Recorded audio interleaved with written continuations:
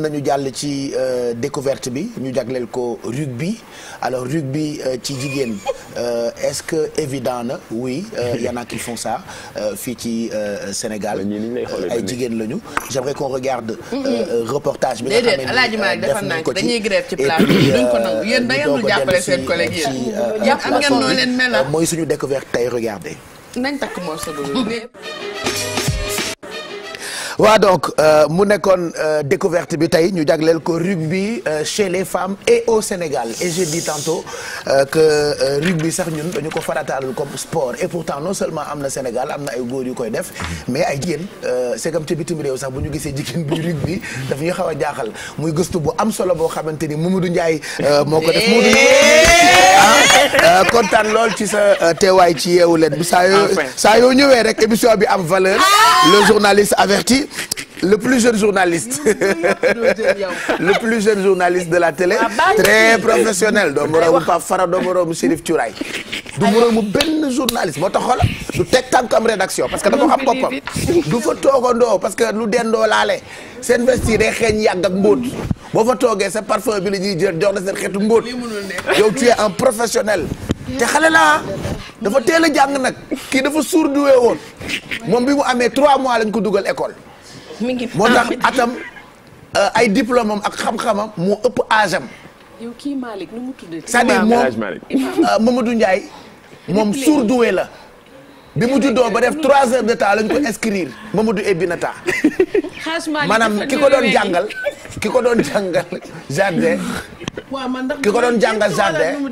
moo ko doon fopp ba nga gis liir buy dem daycare buy dem jardin liir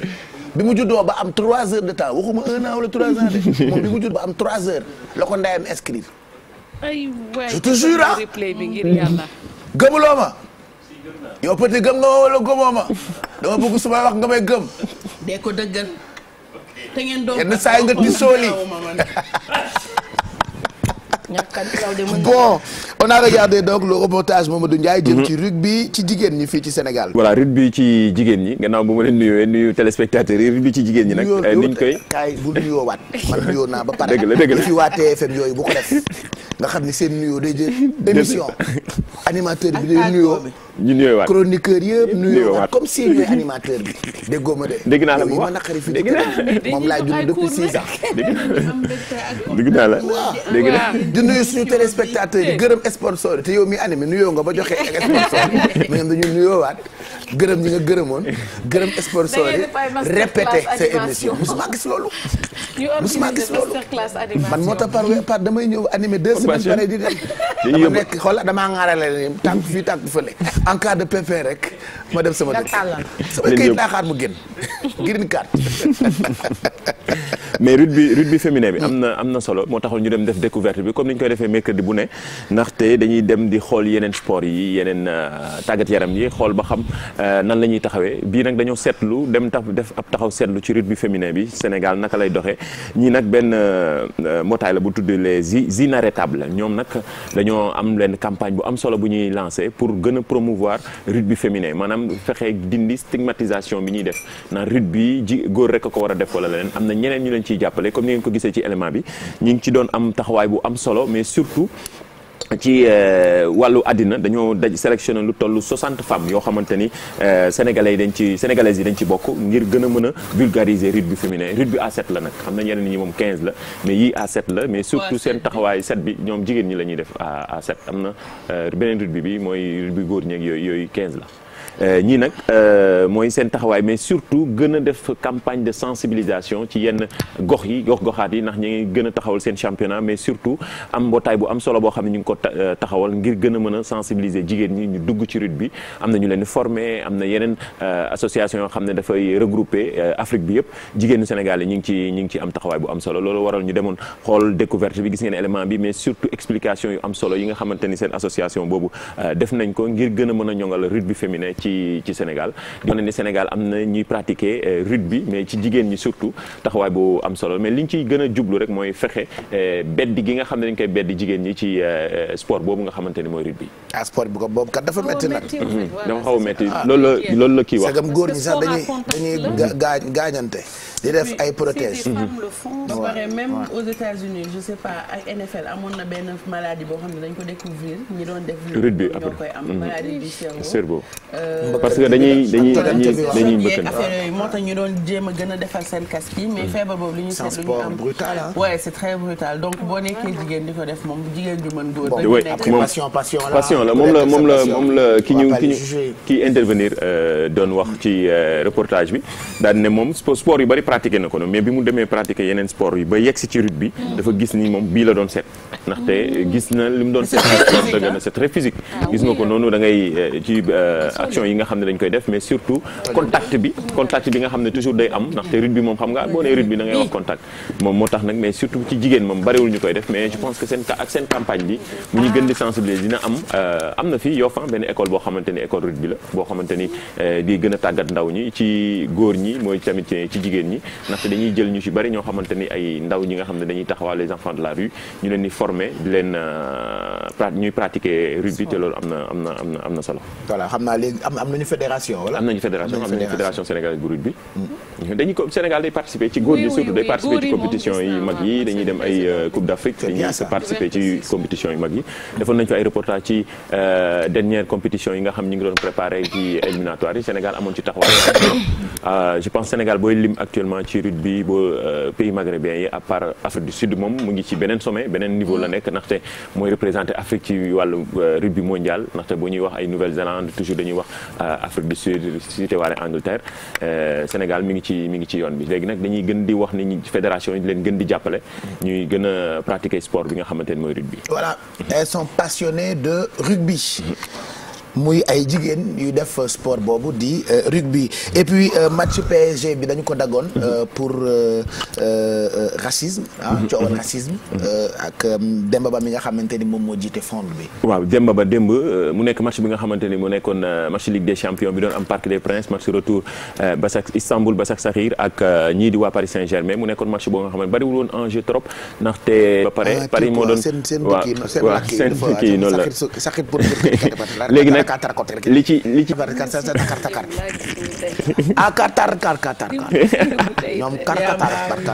voilà gis nga ni ñu koy gisee ci image yi démb quatrième arbitre bi moo indi coow li benn roumain la koo xamante ni dafa traité négro ki nga xamante ne mooy entraîneur adjoint bu équipe turque bi moom di Achewebo moom benn camerounais la loolu nag jur coow ba gis nga image yi nga gisoon noonu Demba Ba daal di ñëw jël yëf yi nag moom sax déjà ñu ne moom moo gën a insister à ce que ñaari équipe yi daal di rejoindre vestiaire yi daal ne ñu arrêté match bi ba finalement j'ai bien aimé réaction waa PSG parce que c'était du seen équipe mais bi Demba Ba ñëwee wax ak ñoom tam ñu dugg ci vestiaire yi arrêté match effectivement loolu la leen demandé c'est un message très fort pour lutter contre le racisme parce que y en a marre ci moom moo tax ñu naan scène historique la parce que li musul am ci histoire Ligue des Champions mais surtout jamono jii ñu toll nii nga xamante ne ñuy xeex mbirum racisme surtout que c'est Demba Ba en tant que joueur qui a demandé à son équipe de sortir merci te surtout Demba Ba tamit toujours ci combat wu racisme moom day jël ñëpp seetlu nañ ne à chaque fois da ciy tax ak fulla moom à chaque fois da ciy wax day jël position ci mbirum racisme wax na ko à chaque fois da doon conseiller yenn joueurs yi récemment bi ñu traité Lukaku fële ca Italie ci mbirum racisme dafa ni carrément képp kuy joueur bu ñuul foofu ci Italie dafa war a bàyyi championnat boobu ndaxte ñii parewuñu ngir mën a xeex lii di racisme démb nag moo tax ñu gis ko mu wàcc ci pourtant remplaçant la woon joué wul woon mi ngi woon da xaar peut-être de coow li di quatrième arbitre boobu nga xam ne réaction yi bari na ba ci président de la République plus marqué sax u tax nga def benn acte bu ne mel ba pare tu sais de donner des explications man j'ai trouvé ça lamentable parce que mënuloo xool nit ki naan ce noir là wax ak moom ba pare on vient te demander ngay expliquer wu la seule chose à faire c'était de je m'excuse soit nga lijjanti turu nit ki ou à ce monsieur mais mënoo tax dafa mel ni tey je sais pas comme léeg-léeg nit ak nit nii du ma dem sax côté noir ak nit man je me dis comme nga toog ak nit jékki saay ne kii ma war a wax ak Pape Cheikh naan kii yooyu dafa nekk ay petit tic yoo xamante ne nit yi dañ ko war a arrêter parce que nit ki boo ko xamee da nga koy jox cëram wala nga ne monsieur wala nga ne madame wala nga ne s'il vous plaît mais xool nit ki ne ko kii wala sa noir bu doon sa blanc aussi nga tiim nga ne sa blanc là même ça c'est racisme c'est du racisme donc moom la Demba Ba doon mu ne ko waaye sëy booy woo keneen nga wax nga genre ko monsieur nga war a woo kii naan su noir loolu sax la Demba Ba wax d'ailleurs voilà loolu la doon wax moo tax image yi wër àddina démb nag ci saa si xam nga effet réseaux sociaux yeeg léegi jamono fi mu toll ci saa si président de la république yëf yi dafa mujj dem ba yëf yi président de la république turque bi mooy Recep Erdogan moom daal di génnee benn communiqué fësal dàq li nga xamante ne moom la ñu def ba président ministre roumain yi ci boppam ñoom ñëpp daal di génn ñoom tamit def ay communiqué tey gis nañ réaction yi bari na fii ci Sénégal Matar Ba génne na communiqué président fédération sénégalaise bu football génne na communiqué ndax bu ñuy wax Demba Ba dañuy xalaat ne sénégalais la joué équipe nationale nekk koo xamante ni toujours ci combat yu ni mel dafiy fësal démb ci réseaux sociaux yi ñëpp a ko doon félicité doon ko wax ni respect à Demba Ba parce que genre position yu ni mel il faut am ay joueurs yi nga xam ne dañuy porter combat bi ndaxte même ba ci Ouïghour yi bi ñu leen di maltraité il a fait un post di wax ne que footballeurs yi genre ñoom force bi ñu am xamuñu ko sax nee na ñoom ñëpp bu ñu defee bloc ñoom sportif yi injustice bu am ci àdduna bi war nañ ko que ñu bañ a xool juste partie bi nga xamante ne xaalis buñ ci mën a gagné wala buñ même bu dee équipe bi day perdre bu ñu nangu lépp quoi nañu xeex pour que injustice jógee fi effectivement c'est à ça franchement je pense que il va marquer l'histoire et que ñu ci bëri buñ naree defati yëfu racisme ci stade dinañ ko xalaat oui loolu la même chose la Samuel Eto'o ci benn reportage bi ñu waxoon 2017 ci mbirum racisme yeeg yooyu genre situation yu ni mel dafa conseillé woon ce que joueurs yi nekk en activité toujours genre situation yu ni mel nañuy bàyyi match yi ndax su ko defee bu ñuy arrêté match yi rek ndaxte déjà li nekk ci ginnaaw dafa bari financièrement gars yi bu ñuy commencé di perdre xaalis ndaxte bu ñu naan télévision yi nga xam ñoo war a diffuser match yi dañuy commencé perdre xaalis yenn fédération yi wala UEFA wala FIFA wala CAF ñeneen ak ñeneen dañuy commencé donc dinañ ci mën a jóg daal di réagir ñoom nag la ñuy xaar seen ay réaction en tout cas li ci gën a voilà bon après heureusement que tout le monde est conscient de ça parce oui. que même UEFA toujours ci match yu mag yi day def ay campagne ñu campagne yooyu mais toujours jour dañ doon critiquer ne campagne yi bind rek wala message yi doyul il faut des actes yoo xamante ni yu concret la comme genre situation yu ni mel c'est la première fois Coupe d'Europe éliminatoire et c'est pas la première fois yu mel ni genre incident yi mais pour ñu arrêter match bi pour ñu d'habitude doon na am ñu négocier il faut qu'il y ait des sanctions mais pour ñu arrêter match bi pour la première fois lan ñu arrêter match bi complètement match bi joué wuñu mais doon na am nag ay parce que dafay graaw xam nga lu jóg d'habitude ci supporter la doon jógee mais c'est la première fois mu jógee ci arbitre oui loolu moo graaw quatrième arbitre léegi doo xam sax démb loolu gënoon jaxase nit ñi ndaxte quatrième arbitre bi il faut impérativement match bi rek benn joueur bu tubaab jékki-jékki song xeex ku ñuul xant ko ñun tamit noir dañoo niroo golo trop dañoo golo de chimpanzé bi ñu niroo sax yàlla dafa choix mënoon nañoo tegal comme restaurant rek qu'est-ce que vous voulez devenir kon man waxuma la blanc rek mais dinaa doon Michael Jackson pour ñëw bokk ak yéen Afrique bii seen buuyu ñu ñu golo ngeen mel nii seen noppi def nii xool ma rek Alaaji Maalik génneel golo nga teg ko nga xool ñoo niroo golo ñu nit mais non waxuma golo sax mais négro bi gars yi di wax mais loolu mais non nduroowuñu loolu nduroowuñu loolu kaay ñun ñu ñëpp joxuñu la ko non waa léegi damay ñaan Sénégal lépp ne la seetu non da ngay tooñ lii de joxuma la golo xale yi dañ lay TikTok de dagg la buñ la daggee dafa il faut rire de tout pas de pression bu dee ku la xas mu naqadi la defe naa naqar rek ngay dëkkee te racisme moom waxuma la terrain bi rek voilà il suffit juste nga nekk beneen xeet boo nekkee ci dëkku jàmbur ala kulli àll da nga koy dund dans les métros da nga koy dund ci bus yi da nga koy dund ci boutique yi da nga koy dund ci terrain yi mais bon na ñëpp am conscience ni toroxal doomu aadama baaxul kenn toroxal France laa xamee ni nit ku ñuul la man nit laa woon nii rek voilà buy dem bee France da nga yëg ne yow da ngaa ñuul bon de toute façon on verra dinañu xam fan la waan nañ di mujjee ki gëtam donc l'actualité sport internationale reste marquée par ce match donc qui a été interrompu et puis Demba Ba mi nga xamante ni moo jiite front boobu presque autorités yi nekk ci àddina moo xam yu Sénégal wala yu Turquie ñoom ñëpp wala yu Roumanie arbitre bi c'est un roumain waaw roumain la te pourtant ñoom am nañu lu leen doy. ñooy dégg luñ la ñëpp loolu la ñuy wax nii ñëpp. waa Roumanie